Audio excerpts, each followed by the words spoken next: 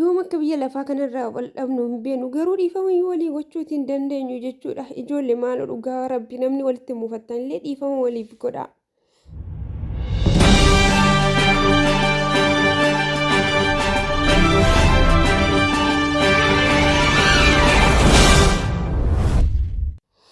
Ijoollee dhugaa waaqayyoo har'a ganamarraa ka'ee garaan koo baay'ee tokko na raafama jechuudha. Baay'ee tokko garaan koo na kakaafaamayyuuni balaa kana keessatti jechuudha. Dhiigni koo akkas keessa hin jiraanne daraa ijoollee rabbiin naa kadhadhaa isiniin jedha. Ashamaa harka fuunee hordoftoonni kennaa jaalalaa akkam jirtu nagaa keessanii annagaara rabbiin galanni guddaan haa ta'u. Isinillee lafa jirtanitti nagaa ta'a isiniin jedha. Nagaan baanii nagaa dhangaluuni waan guddaadha jechuudha. Yeroo baay'ee kanatu nutti badee sanatu nutti badee jennee jechuudha. Wantoota baay'ee jireenya keenya keessatti gadi fuunee ol fuunee jireenya keenya jeeqna jechuudha.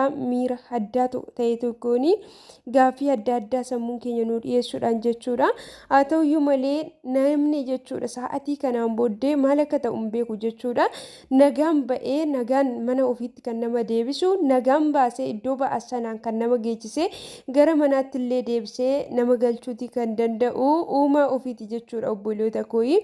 Har'a jechuudha magaalaa Gincii fi Jalduu gidduu namoonni karaa sanaan gara Gindibaratiin gara Jalduu Shukutee Gincii kan taatanii beekutii dandeessu jechuudha. Cillimoo jechuudha. Har'a konkolaatanii garagaree jechuudha. Balaa konkolaataatiin namoonni 40 ol ta'anii lubbuu isaanii darbee jira jedhee sooshaal miidiyaan garagaraa dabarsaa jira jechuudha. Yeroon kana haarigu dhugaa dubbachuu fi narrifadhee miira wanta natti dhaga'ame hin beeku jechuudha. Nagaan baasee nagaan nama galchuu kan danda'u waaqayyoodha isiniin jedha. Har'a jechuudha ganama ka'ee jechuudha ganama ruumarraa ka'ee garaan koo baay'ee tokko na kakafaa waan ta'e faanatti fakkaata. Bakka wanta baay'eedha jechuudha kan na yaachisu. Waaqayyo dhugaa rabbii ani hin beeku ani jechuudha baay'ee tokko jechuudha garaan koo kan raafamaa jiru jechuudha. Hammallee waaqayyo warra boqotan kana lubbuu isaaniitii haa baasu amaaru. Wantuma haasa'uyyuu na jala babbadeera jechuudha dhugaa dubbachuu fi namoonni amma kana jechuudha nagaan ba'anii dhimma keenya fi bakka akkasii geenyaa yookiis immoo inni baratus immoo barumsa isaatii fi inni daldaalus immoo daldala isaatiif jechuudha kan inni har'a manaa bahe keessumaa har'i jechuudha guyyaa hojjaa duraafaa hojjaa lammaffoofa namoonni jechuudha gabaa Gincii akkasuma immoo Shukutee fuulduratti hin jira waan ta'eef meeshaa garagaraa walii gadi oofuudhaa fi sababa gabaatiif kan gidduu kana deddeebi'an jechuudha. Har'a garuu kinoo ganaa hojjannee jijjiiramnaa ganaa waan baay'ee jiranii karoora otoo qabanii balaa konkolaataatiin lubbuu isaanii akkanatti darbee jira jechuudha. Balaa konkolaataa jechuun immoo foon namaallee jechuudha.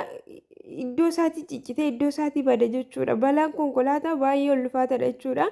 Namni hinuma du'a garuu rabbiin jechuudha balaa konkolaataa balaa ibsaa namarraa haa qabu isiniin jira obboloota koo baay'ee ulfaata waan hin jedhu hin qabu maatii fi firoottan namoota lubbuu isaanii darbee akkasuma immoo namoota miidhamanii jiranii rabbii lubbuu isaanii haa maaru warra jiru immoo isaan haa jajjabeessu maatii warri jiru homaayyuu hin ta'u garuu warra boqotee ilbaanyi isiniin jira. Waan dubbadhutu na jalaa bade dhugaa dubbachuudhaaf jechuudha waaqayyo waan godheef qabaa. Adaraa keessan ijoollee dhugaa waaqayyoon jabeessine haa kadhannu bara kana keessatti jechuudha balaa garaagaraatiin kallattii adda addaatiin jechuudha dhiigni namaa lubbuun namaa dhangala'aa kan oolu jechuudha akka baalatti kan inni ciramaa oolu waanuma gaarii tokko biyya lafaa kana irratti wanti nuti dhageenyu waanumti tokko hin jiru jechuudha. Asumaanis immoo adaraa uumaas hin dhageessisinaan jira dhugaa waaqayyoo jechuudha firoota maatii keessaa jechuudha. Har'a garaan koo baay'ee tokko na raafama waan ta'eef namni gaafa jiru kan waliin barbaannee namni gaafa jiru kan walii yaadannee iddoo jiraniyyuu kan hin beekne gaafa lubbuudhaan biyya lafaa kanarra darbanii walii yaadatu gaafa sana jechuudha kan wal mararan jechuudha. Garuu otoo amma lubbuudhaan jiranitti waan gaarii odoo ofiif waliif yaadanii baay'ee bareeda jechuudha. Maaliif amma akka jiru hin beeknu jechuudha. Asumaan immoo wanti na isiniin jechuu barbaadu jechuudha. Namoonni nama wajjin walitti gadditanii jirtan jechuudha. Yeroo gabaabduu kana keessatti iyyuu akkaataa kanaan namni wal dhaba jechuudha. Kanaaf iyyuu adaraa keessanii asumaan jechuudha dhiifama waliif godhaadha.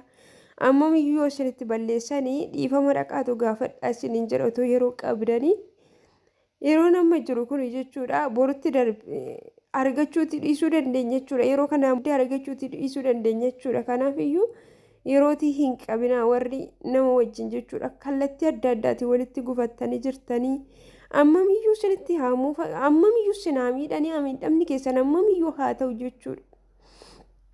Uumaan keenya kan isa jechaaluyyuu nuuf dhiisaa oola waan ta'eef dhiifama namaaf gochuun sammuu ofii boqochiisuudha jireenya ofiitiif boqonnaa laachuudha kanaafiyyuu ammam akka jiraannu hin beeknu waan ta'eef walirratti ka'uu wal jibbuu wal ammeessuu dhiifne tooyi gara uumaa keenyatti haa deebinu yoodhuma duuneyyuu jechuudha uumaa keenya duratti akka jechuudha lubbuun keenyallee boqonnaa argachuu akka dandeessu otoo biyya lafaa kanarrattis boqonnaan argatiin gaafa biyya lafaa kanarraas immoo gara isa nu uume sana gaafa lubbuun teenya deemtu lubbuun keenyallee bara baraan gubachaa afurra asumatti dhiifama walii gochuu wayyaa dhiifama nuti waliif hin goonu yoo ta'e uumaa keenya biraallee dhiifama argachuu hin dandeenyu adaraa wal jibbuu haa dhiifnu waliif haa dhimminu waliif haa yaannu amma jirutti siniin jira. Dhugaa dubbachuu wanti dubbadhuu fi wanti jedhu sammuu koo keessaan baqachuu wanta ta'e waan isaan beekani. Kanaaf hordoftoota koo kanuma isiniin jedha. Gadda guddaatu natti dhaga'amee waan an jedheef sadhus nan dhabee warra boqotaniif waaqayyo lubbuu isaanii haa maaru.